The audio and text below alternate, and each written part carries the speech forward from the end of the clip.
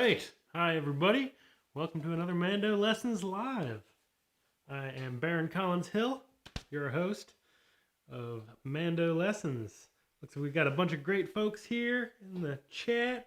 Thank you all for chiming in. Let me know if you can hear and see me all right. I'm always changing things around technologically, so hope it's all coming through for you. All right, we got Minnesota, Indiana, Germany, England, Oregon, California, more Oregon. Let's see, Chicago, Indianapolis, Quebec, Missouri. Sounds great. Awesome. Great to see you all here. Let's see. Uncle Bobby, good to have you here. Yeah, I've missed these things too. Didn't do them for a long time, but I'm back now, doing them every week on Saturdays at 1 Eastern, 10 Pacific. Hope you all are doing well. If you haven't been here before, the way these run, they're pretty chill, and you just get to ask me some questions. So whatever's on your mind, I'm happy to answer any question, no matter how beginner or how advanced. It's all wide open here. I love hearing what everybody's working on, what everybody's interested in. So keep the chat going. I'll do my best to keep up. And all right off the bat, thank you, Uncle Bobby, for the $10 super chat donation. Donations of any kind, be it super chat or through PayPal or Patreon. We recently hit 500 patrons on Patreon, which is totally blows my mind. It's been hovering right around 500, and that's just amazing. So thank you all so much for those of you that support me on Patreon. You can get if you're not on Patreon, you can get a couple perks over there. But you can also donate in any number of ways. I also now have t-shirts with the mandolin headstock on the front, Mando Lessons on the back. So, that first tune I played right there was this week's and next week's tune of the weeks. It's Salt Creek. Classic tune in the key of A that I honestly hadn't played much until I recorded. I used to play it back when I played a lot of bluegrass. It's the one bluegrass players love. But I hadn't played it all that much in many years until I made those kind of follow-up lessons. The play-along jam and the simple to complex play-along jam, I believe, is coming out next week. All right, let's see. Trinidad and Tobago. I never quite know how to say the second name in that one. Great to have you here. Washington. Awesome. Hawaii. In jazz. I do dabble in jazz. I actually studied a lot of jazz in college, but haven't played since, so my jazz chops are pretty rusty. But I'd love to get back into it. Especially, I'm kind of interested in getting into jazz on 6-string guitar. I don't play I play like old-time music on 6-string guitar. I'm not a very versatile 6-string guitar player, but kind of interested. I love jazz guitar. I would love to maybe get a little of that under my fingers, as well as more on the mandolin. All right, let's see. Do you know the music called parang? Mandolin is featured as the lead instrument. I'm not familiar. No. I'll have to look into that. I love mandolin-centric music. Ontario, Canada. Awesome. Well, thank you. And from another one from Oregon. Oregon is my new home state as of February.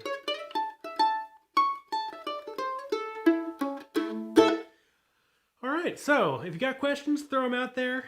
Don't be bashful. I'll play another tune and see if some questions come in here. What should I play? Another old-time tune in the key A.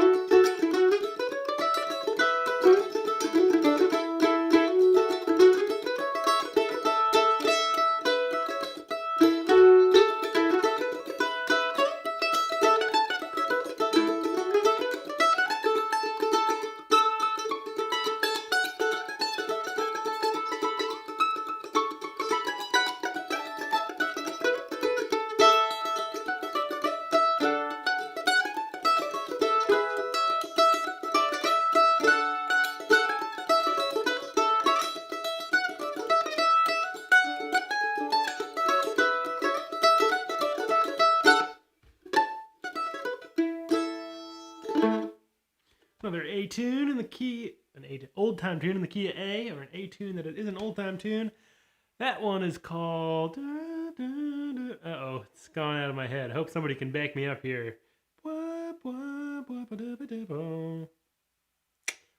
Uh-oh, lost the name of that one. I knew it when I started. Oh no. Anyway, it'll come into my head here at some point. Do you know any more tunes like Polska from Morko? I do. I know a lot of polskas. A lot of Swedish tunes and some Norwegian tunes. Polska from Morko is particularly epic, though, with that kind of major to minor sound. I love that. But I'll play another Polska for sure, yeah. Haven't played Polskas very much lately, but I'll pull something out here. Spitfire Kid says, thanks for good job with the lessons. Thanks. I'm sure you're familiar with David Grisman. What is he playing? Lead lines based off minor scales? Oh, his sort of improvisation style? Or I don't know exactly what you mean there, but yeah, he's got a whole style of his own. He really, influenced a whole generation of players, myself included. He's just got the best tone and the best tremolo and the best lines. All right, I'll play another. Actually, I'll answer a couple questions and then play a Polska here. Am I still working with Noah Fishman? Absolutely, yeah. Yeah, Noah and I are still. Noah's in Michigan and I'm in Oregon, so we don't get to see each other all that much. We're working a lot, kind of behind the scenes, at Maine Fiddle Camp, which is a camp that I teach at, and Noah teaches at every summer in Maine. Surprise, surprise. It didn't happen in person this year. We did a online camp. It was super fun. We had live performances from people going over Zoom, and we had a whole set of workshops with all instruments: fiddles, mandolins, guitar, bass, banjo, cello, you name it. You can find all that sort of stuff over at mainfiddlecamp.com, and we've been doing a lot of the behind the scenes. So I've been talking to Noah a lot just about Maine Fiddle Camp and catching up, but haven't got to play too much music with him, unfortunately. But yeah, we're definitely still playing music. Got a lot of stuff going on. If you're interested, Maine Fiddle Camp is doing a bunch of live events. We're calling them the Maestro Bistro, and usually there's 3 or so acts. There's workshops before the act for all instruments. You can find out more at, I think this one coming up is something like September 15th. We got a bunch of great musicians lined up. So there's some workshops, and then later in the day there is a concert. So check that out if you're interested. It's great seeing everybody, even if we can't get together in person. Great to see everybody online. One of my lessons, I could do Bluegrass Breakdown. Unfortunately, I think that's a copyrighted tune. That's like a Bill Monroe, or I don't know who wrote that one. But I can't do copyrighted material, unfortunately. Hello from Virginia. I learned Pig Ankle Rag this week and realized I'd learned it years ago, but forgotten it. That's how I feel too. I had learned it years ago, and then I think one of my patrons requested it over on Patreon. I was like, hey, you should do Pig Ankle Rag. And I was like, oh yeah, I know that. And I didn't know it at all, and I had to totally relearn it. How do you keep up with all the different tunes and instruments? I think the easiest way that I keep up with kind of tunes is to just play them as much as possible. It's hard in these times when you can't get together with folks, but when you can play with other folks, just doing it as much as possible. You end up playing the same tunes over and over and over. And I think repetition is the key to remembering tunes and how to start tunes and the tune names and all that sort of stuff. So the more you can do it, the better. And instruments, I think I started with mandolin, and then I've kind of moved on to banjo and guitars and tenor guitars and octave mandolins and a little bit of pedal steel over there. Mandolin is definitely the instrument I'm most comfortable on, but I think there's a lot that you take from mandolin when you go to a guitar, or vice versa. A lot of folks come from guitar and go to mandolin. Yeah, it's kind of cumulative. So then you say, okay, well, I already know how to hold a pick, and I know how to wiggle my left hand, and I know the concept of frets. I just got to get used to this new tuning. So often it's kind of the tuning that takes the most um, work to get comfortable with, and the number of strings. But a lot of the stuff between fretted instruments really carries over nicely. All right, I'll play a Polska here. Lewis says, yes, Maestro Bistro each month. Next one on September 19th. Thank you, Lewis. How do you strum to sound like a fiddle bowing? I think a lot of it has to do with that kind of shuffle. Hey, Dan Stoon. Good to see you, Dan. Thanks for joining us.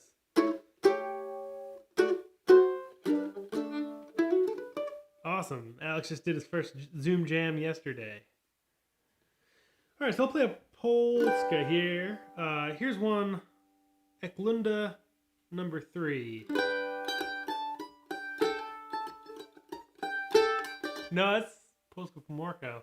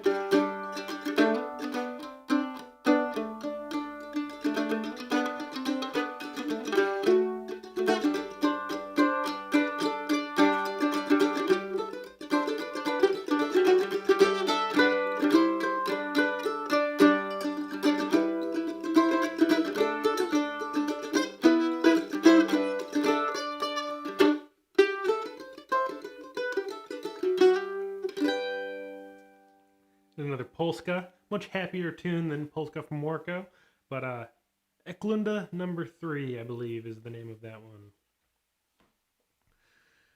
All right, tell us about your Ellis mandolin. So this mandolin was built by Tom Ellis in Austin, Texas in 2009. I love it. It's my favorite mandolin I've ever played. I don't know much what else to say, but I got it from the Music Emporium in Lexington, Massachusetts, which is one of my favorite instrument shops on the East Coast. And I was going down to work on a farm in New York down from Maine, where I grew up, to work on a farm for a summer in 2009. And I went through the Music Emporium and played it and was like, whoa, I really like that mandolin, but I couldn't just, drop drop the amount of money they were asking on it, kind of without thinking about it. So I actually went and worked all summer, saved up, went back through, and got it on my way back through. I was really lucky that it was still there, and had it ever since, and logged a lot of hours on it, and it's never let me down.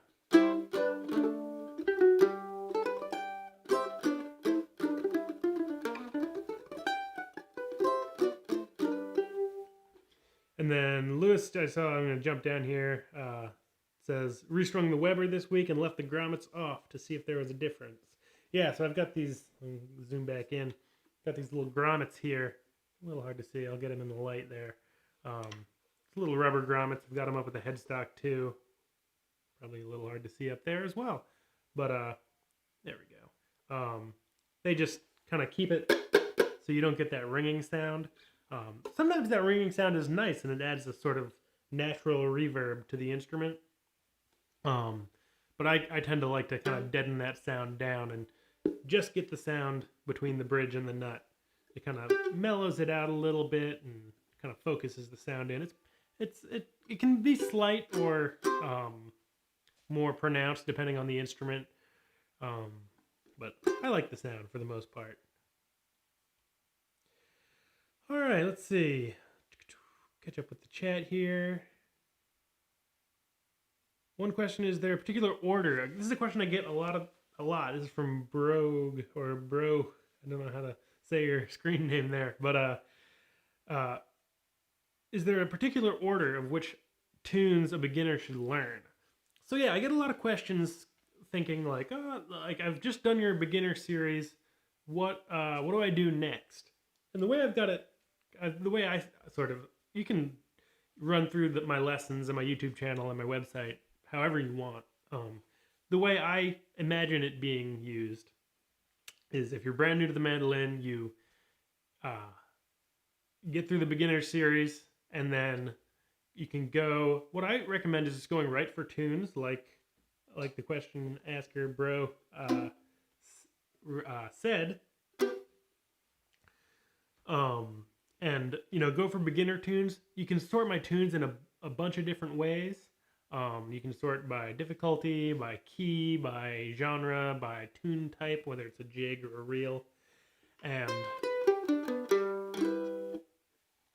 so I recommend, going to the beginner tunes and just listen through. You can go, especially if you're on my website, just click on a bunch of tunes. You can, right below the video, there's a little embedded Bandcamp player, so you can just hit play, hear what it sounds like, listen to a bunch of beginner tunes, see which one kind of catches your ear, and whichever one sounds good to you, learn that one. And that's sort of the way I intend it. Also, if there's a tune that, if you feel like you're in the beginner series, but you're in the kind of beginner section of where you think your playing is, but you hear a tune that's maybe in the intermediate section, it doesn't mean you can't play it. Especially if it's a tune that really grabs your ear, reaching for something a little beyond your current playing level is a great way to improve your playing. So, and also, if you've been playing Irish tunes and you play all the beginner Irish tunes, and then you go into an intermediate Irish tune, that might actually be easier than playing a beginner old time tune. We, especially within genres, whether it's Irish or old time or Quebecois music, you start to learn like the little intricacies that you see over and over in Irish music that don't show up in old time music. So you might be, an intermediate Irish musician and a beginner old time musician, or the other way around. So, I'd say mostly let your ear guide you. Spend time just listening to the tunes on the website, or you can just go straight to Bandcamp. And some people just like download all of the play along tracks, and then they kind of use them as listening as well. So yeah, that's sort of how I see my website being used. But people use it all different. There's people who don't play mandolin that use my website, so I think that's great. Whatever you want to do is great. But that's how I think about it. Alex said, "Is there a more recognized version of Cumberland Gap?" There are a million versions of Cumberland Gap. I think the most common one that I run into, I don't even really know how to play it. Um, it's the 3-part version. Three. I'll see if I can like approximate it.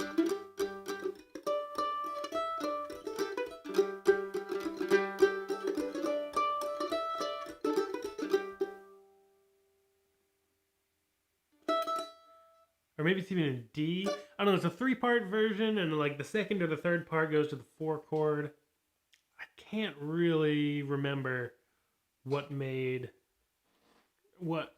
I can't remember how it goes, but yeah, that's about all the hints I can give.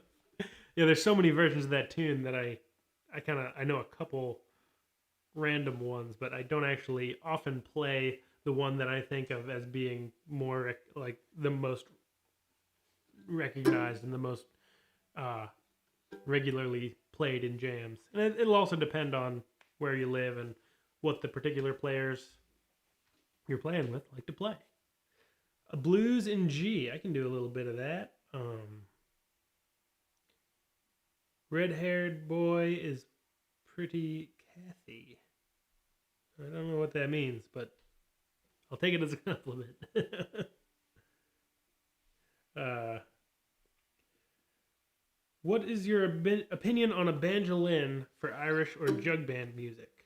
That's a question from Robert. Good to see you, Robert. I love banjo mandolins. I don't actually own one. It was actually the first instrument that I ever played was a banjo mandolin. I was at a friend's house and I heard the self-titled Nickel Creek album that came out around 2000. And I heard Chris Thiele playing mandolin, and I didn't even really know what it was. I was like, that's not a guitar and it's not a fiddle. What is it? And the family friend's house I was at, I was like, oh, it's a mandolin. Actually, I've got a mandolin in the corner. Let me show you some chords. And he showed me G, C, and D. And he had an extra mandolin that was a banjo mandolin that he sent me home with so I could practice my chords. So I love banjo mandolins. I don't love them for Irish music. I love tenor banjos for Irish music. And I do love banjo mandolins for kind of that jug band, kind of raggy old time stuff. I love that sound. I would love to get a banjo mandolin. I got my eyes out. If anyone ever sees a Vega tubaphone banjo mandolin, let me know. Because that's what I'm after. I love tubaphone tenor banjos, and that's the one I got my eye out for. So yeah, I do love that sound. Not so much for Irish music because it can be the kind of two. Banjo mandolins can get very watery sounding and kind of I don't know, very jangly, really quick, and I love the kind of precise sound of the tenor banjo more for Irish music, but definitely for old time stuff and jug band stuff. Oh, catchy. Yeah, Red Haired Boy is a very catchy tune. There's a question that I kind of missed. Oh yeah, blues. I'll play a little blues in G.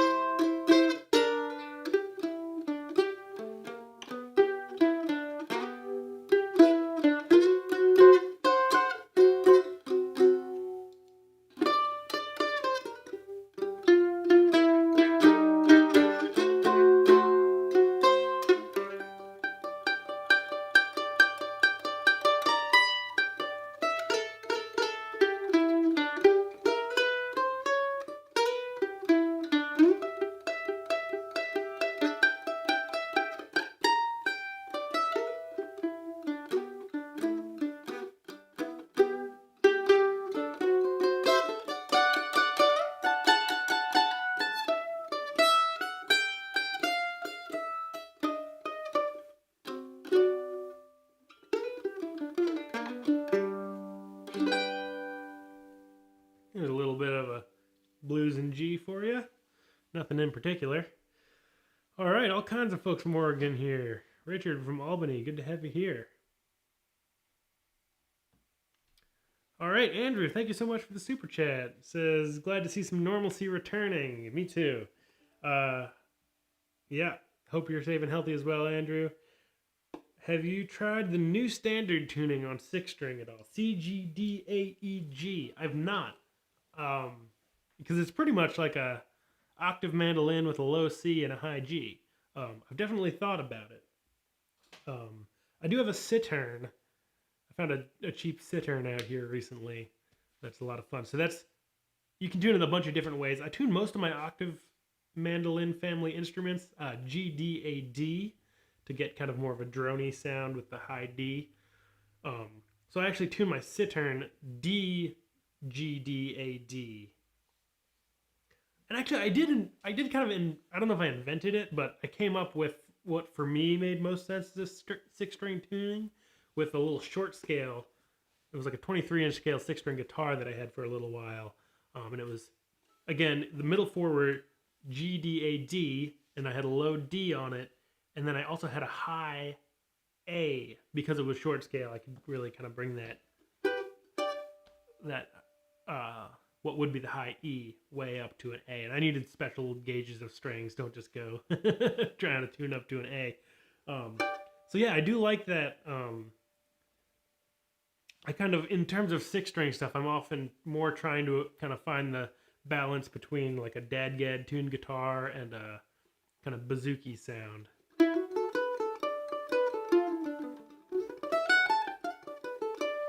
Oh, cool. So Kevin says, can you show us how to change keys easily? Pig ankle rag on ukulele is usually an F. That's cool. Yeah, so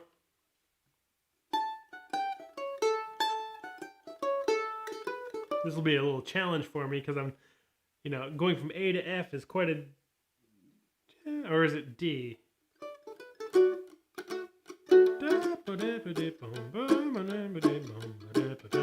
So yeah, it's in D, but it starts on an A.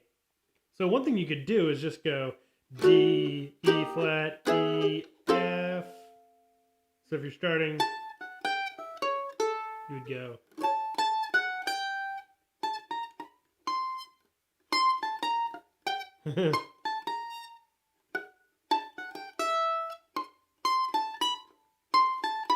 Yeah.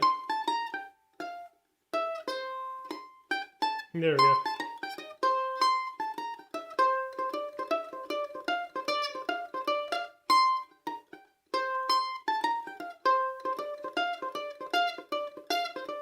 So taking that kind of idea, what I did was I just said, okay, I'm starting, the tune is in D, starts on an A chord, kind of an A7, and to get from D to F, we have to go up 3 half steps. D, E flat, E, F. So now it starts on that 5 chord, which is a C7. And I can't quite figure out my fingering.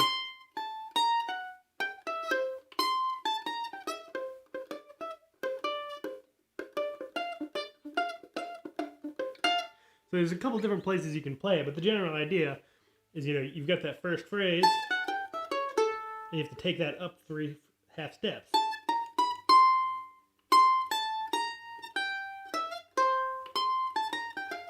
There it is.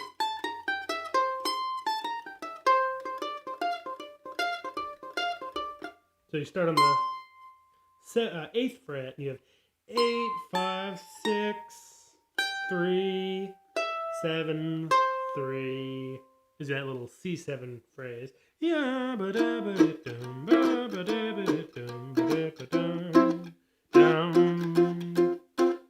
etc. So that's, I think often the hardest part is just figuring out a first little phrase. Because it's sort of like, okay, where is this? How do I find, and like, how do I get my foot in the door and start getting that new key under my fingers? And you can practice things by like practicing an F scale. If you want to play in the key of F, practicing just like an F major scale is great. Also just practicing the chord progression.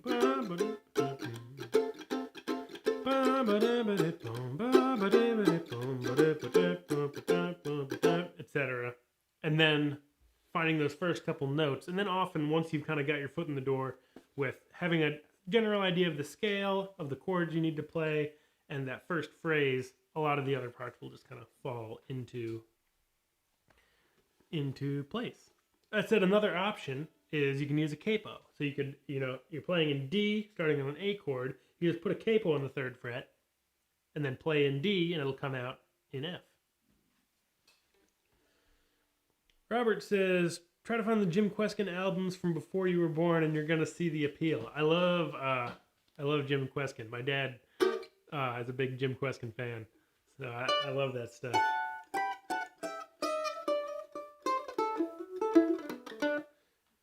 All right, let's see. Henrik says, I got some issues with pain in the first knuckle of my index finger on the fretting hand. Is it possible to play without overstretching this joint? I think nearly every mandolin player overstretches it. Yeah, there's a couple things. If you go back and watch, I'll zoom into my other screen here. I think a lot of overstretching actually starts further up. I'll zoom back out because I'm not ready to talk about the hand yet. So I think a lot of it starts, at least for me, in like my shoulders and my back. So if you watch those beginner series, a lot of the stuff I talk about is really keeping your shoulder nice and neutral rather than pulling it back or forward as you play. So you kind of leave your shoulder and elbow nice and neutral and bend at the elbow.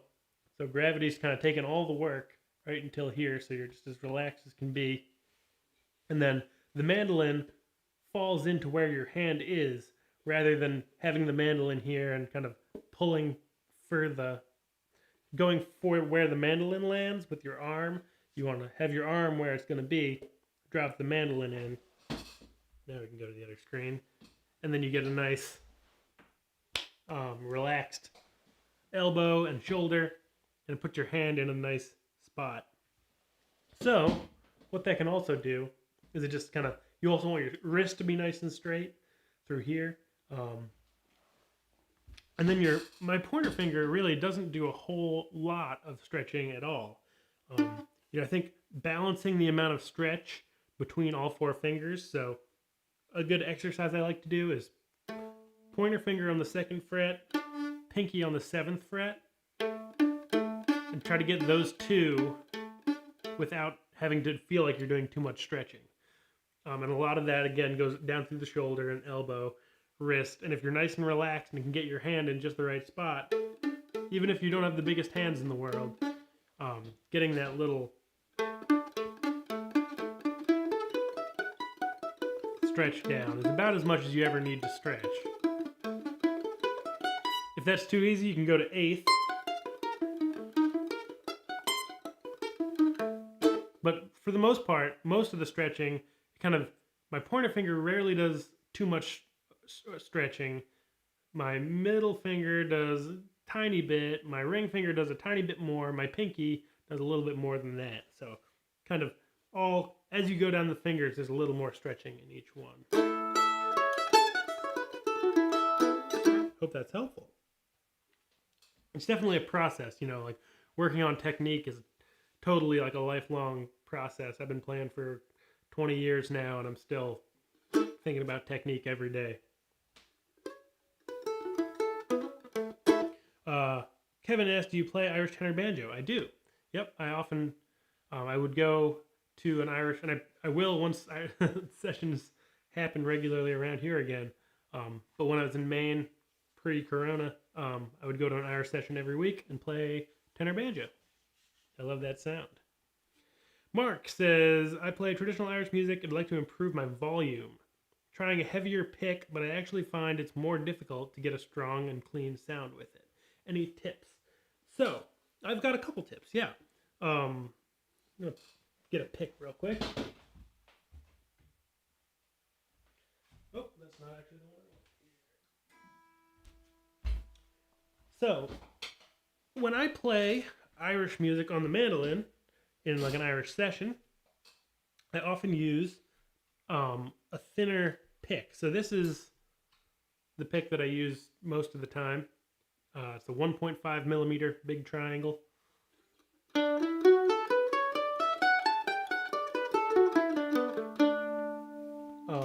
And this is what I normally use. Well, yeah, on mandolin I use like a 1 millimeter kind of regular shaped guitar pick.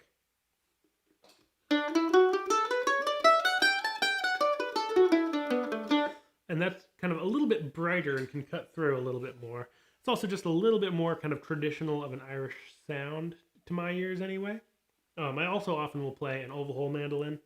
And I think just kind of finding the balance of what gives you like as much volume as makes sense without kind of making it sound too, while retaining the tone you're looking for on your particular instrument. And it's gonna depend on the instrument. It's gonna depend on the pick. It's gonna depend on the playing style. One thing I often do, and it's pretty slight, but I'll overemphasize it here, is if I want to get a little more volume, I'm usually picking around here, kind of like right at the end of the extension of the fingerboard. And if I want a little more volume, I'll back towards the bridge a little bit. So.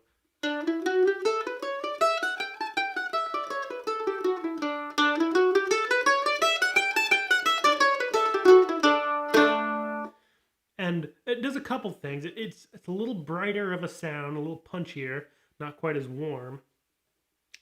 It also allows me to play a little harder without making the instrument buzz.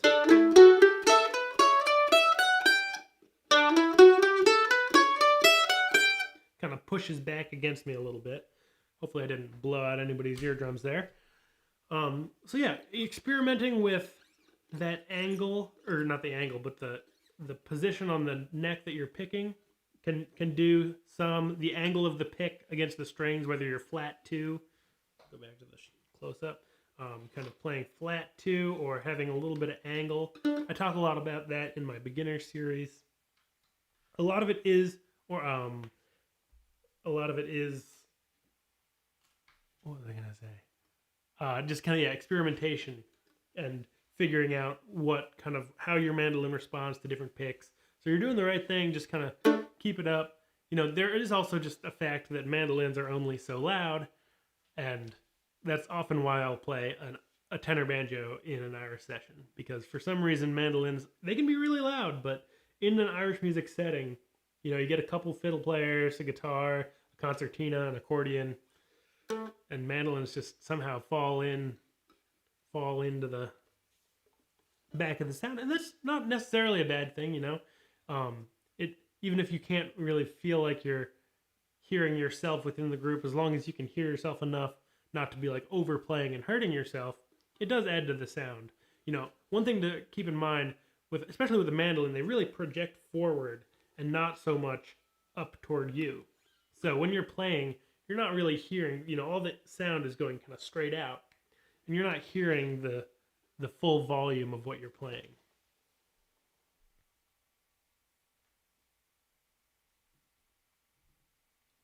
How do you play Spanish style? I know absolutely nothing about playing Spanish style mandolin. I apologize, but maybe somebody, I don't even know any resources necessarily, but if anybody has resources for Spanish style mandolin, post them in the chat here. Cool. Glad that helps you, Mark. How does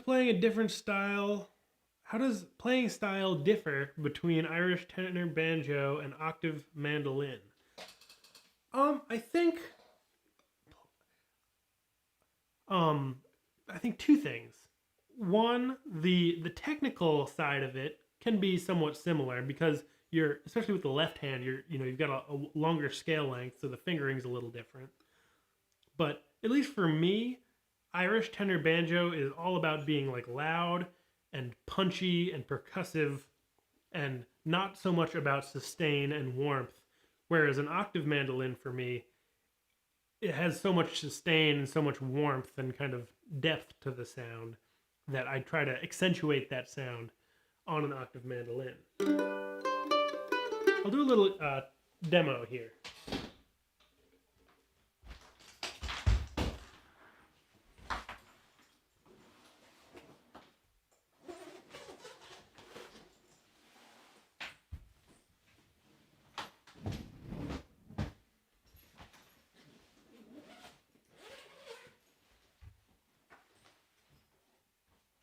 for anyone who's not familiar with tenor banjos and octave mandolins and things like that, here's a tenor banjo. Sounds like this.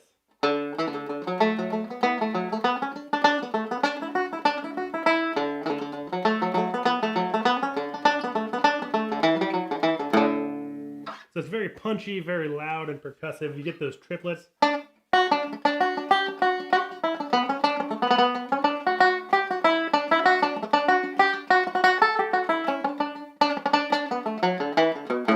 Etc. Not wildly in tune at the moment, but... And then here, this is actually a bouzouki. Kind of, there's a thin line between a bouzouki and an octave mandolin a lot of the times. This is sort of a bouzouki, but often bouzouki's have like 12-string style, so they're like, the courses are in octaves. This is actually halfway between a bouzouki and an octave mandolin at the moment. But I do have it tuned GDAD, but it's much more kind of, it's got much more sustain.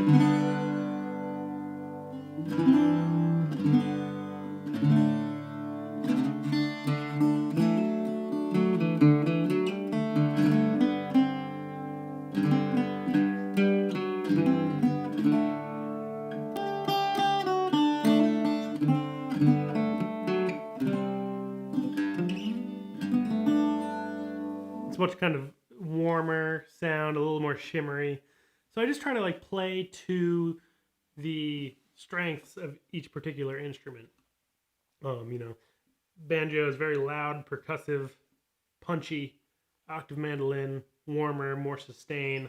So I love playing slower stuff and kind of more chord melody style stuff.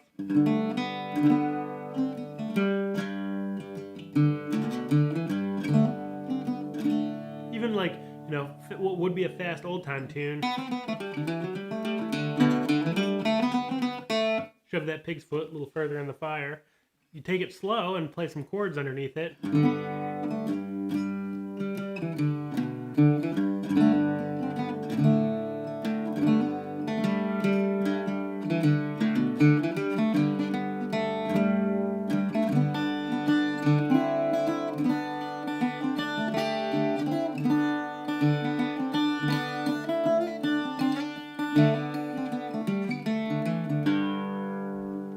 It's a whole different ball game there.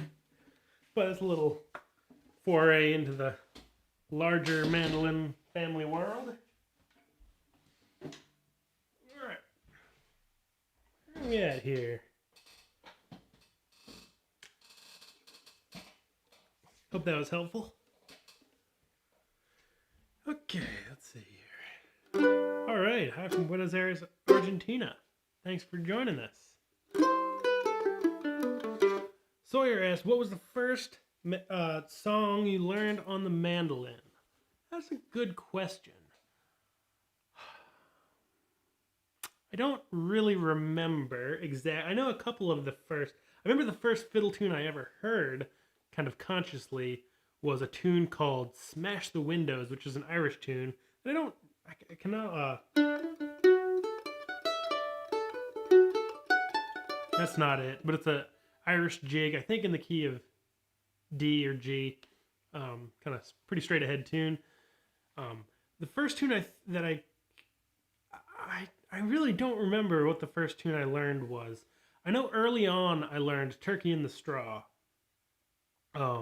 which is not a particularly beginner tune, and that's sort of why I was saying earlier, like, you know, what tune should you learn after you go through the beginner series? I really, you know, if you hear a tune that really grabs your ear, for me it was "Turkey in the Straw," and really to kind of go for that, even if it's like outside of your ability level. You know, with "Turkey in the Straw," it was an advantage because I already kind of knew what it sounded like. I knew it went. So I remember learning it. I found the tabs for it somewhere online, and I would play it super slow and with a lot of mistakes.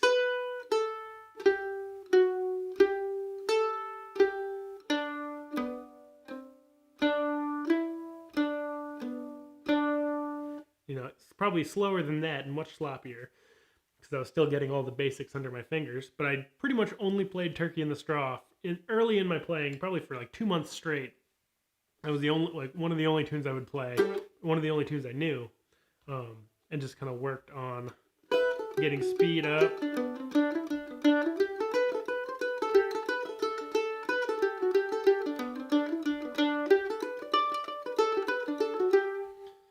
Etc. Robert says, thinking of building a banjolin from Stumac parts. That's cool. Share some pictures and sound clips with me when you finish it.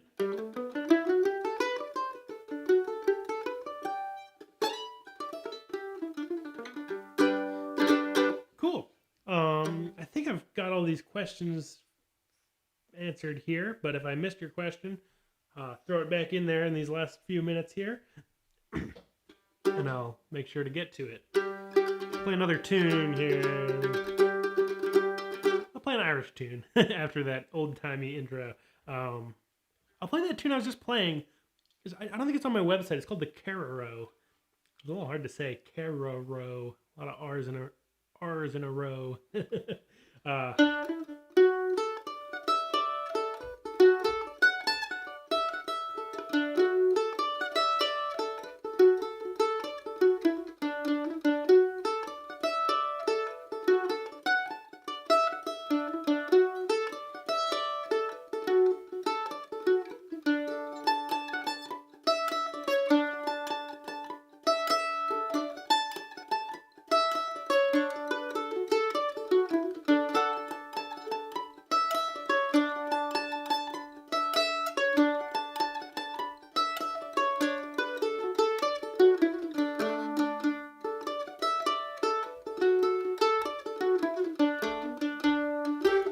Oh no. It's been a while.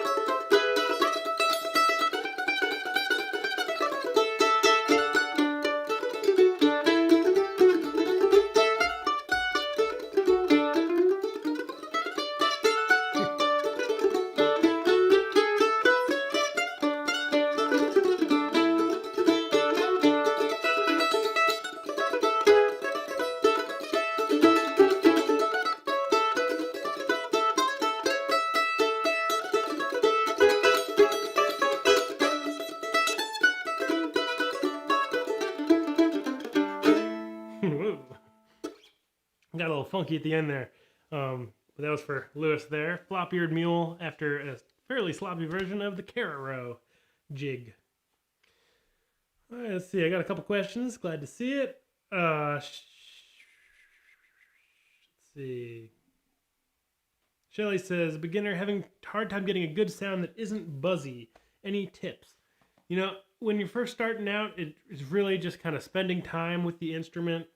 It will improve. You know, the fact that you're hearing that it's buzzy will just means that you're listening, and that the more time you put into it, the less buzzy and the better sounding it'll get.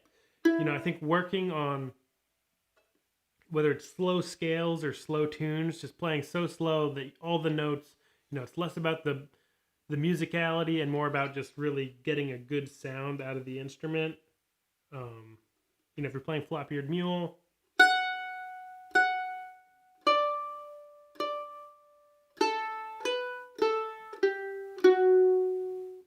it's playing as slow as you have to make sure it's not buzzy, and then speeding up from there. And a lot of that, don't worry too much about it, because a lot of that stuff is just kind of figuring out how to physically interact with a new instrument. And if you're unable to get, like, buzzy can mean a bunch of different things. If it could also be a setup issue with your mandolin. So if you like really just can't, no matter what you do, you can't get a sound out of your instrument that's not buzzy, that could mean that it makes sense to take it to someone and see if they can help you make it play a little easier or buzz a little less.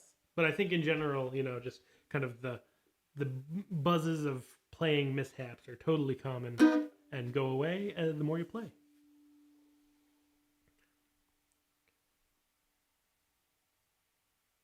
How do you decide which notes to play double stops on if you're improvising? Trying to get better by planning out how to add more double stops.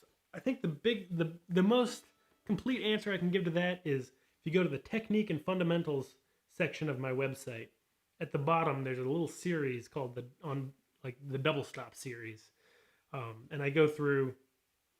A lot of it has to do with I go through everything from like drone strings to kind of the whole way up to kind of that moving double stop stuff. A lot of it has to do with what chord is happening. So, if you're playing over a progression that's D, G, A, then back, D, and you're playing something, a melody,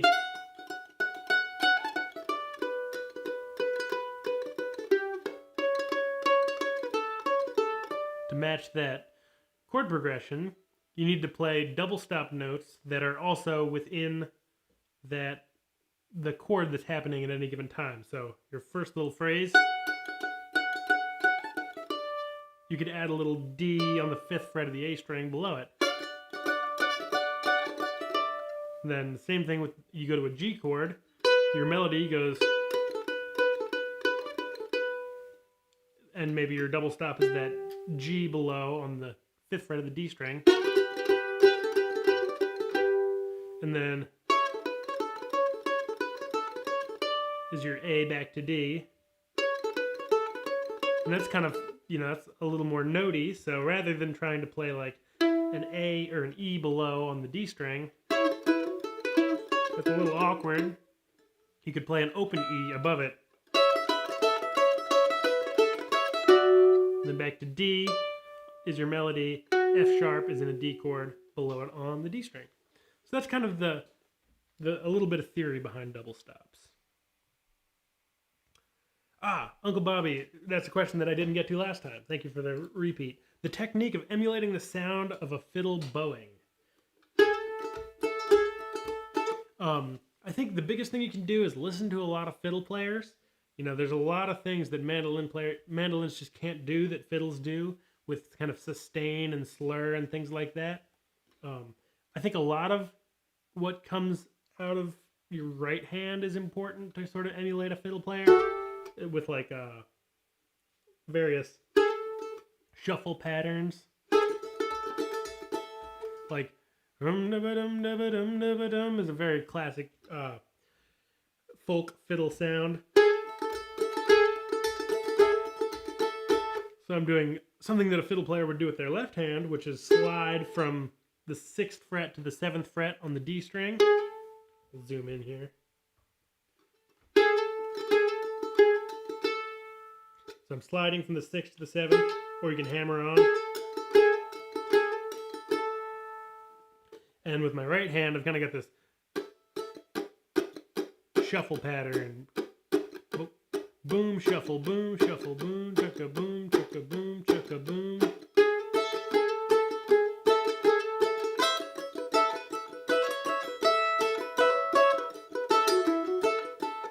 and kind of especially playing with the accents of your downstrokes and your upstrokes. You know, rather than playing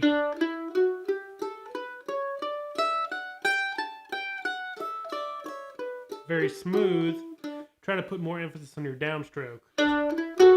Swing it a little. Will help with that sound a little bit.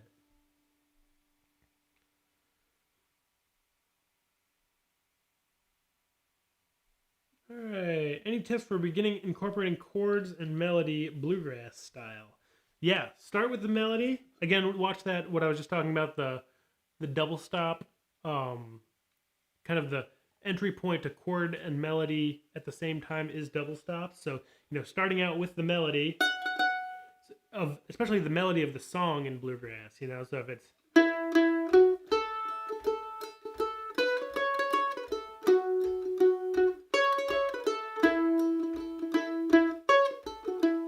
nine-pound hammer, you know, really start out just getting that melody down. This 9-pound hammer, it's a little too heavy for my side, put it for my side. And then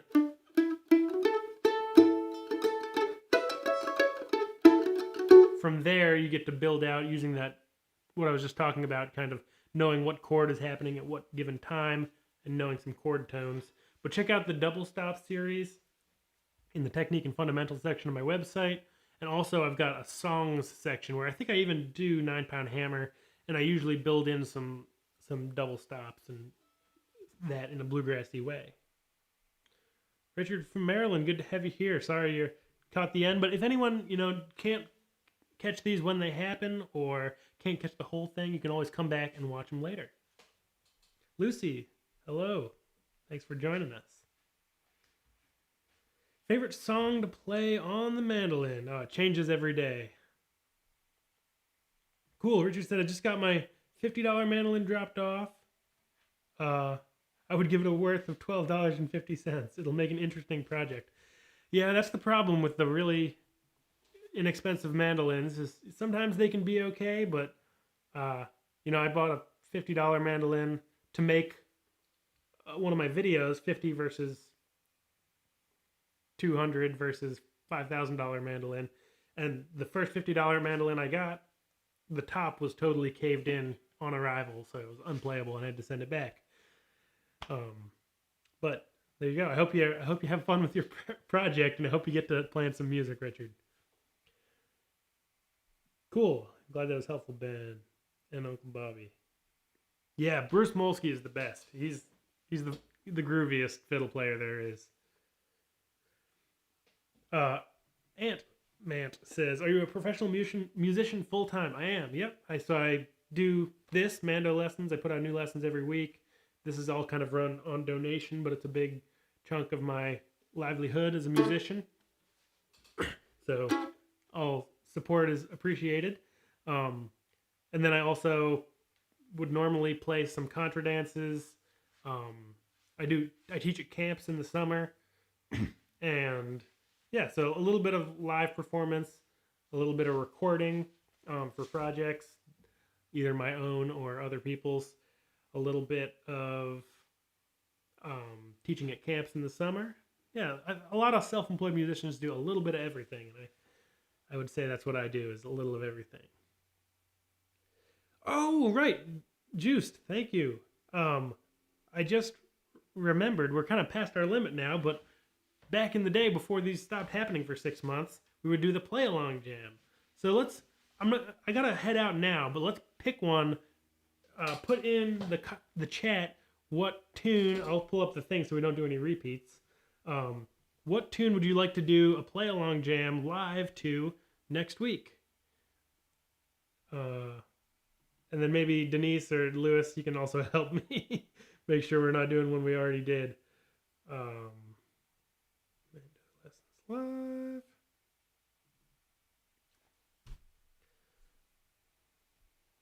I'll get to the thing. But yeah, so put them in the chat while I pull up the list here of play-along jams live. Gravel Walk. That's so yeah. It needs to be a tune that's on my website so people can follow along if they're just getting there. Made Behind the Bar. Is that on my website? The multi. Yeah, I think that one's on my website. I don't actually know that tune all that well, but it would be a good project for me too if it was. I just want to go to my website here. Okay. If Made Behind the Bar, that was the first one I saw. So if Made Behind the Bar is on the website, we'll do that one. It'll be a good project for me to relearn too. Oh, my website's running a little slow today. Sorry about that, folks. Gravel Walk lessons soon, hopefully. Yeah, I've got it. It's on my list for sure. Red-haired boy, Union Maid. I bet we've already done those. Red-haired boy, we've already done. That was in episode 40. Red Wing, also known as Union Maid, was episode 32. Midnight on the Water, unfortunately, is a copyrighted tune.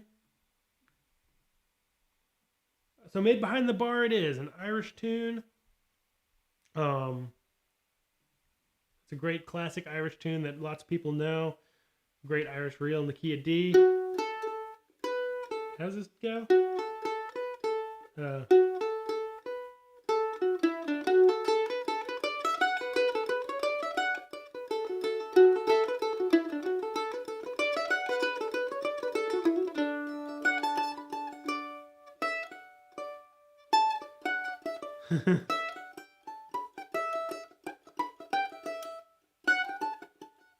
Yeah, I'll get it for my next week.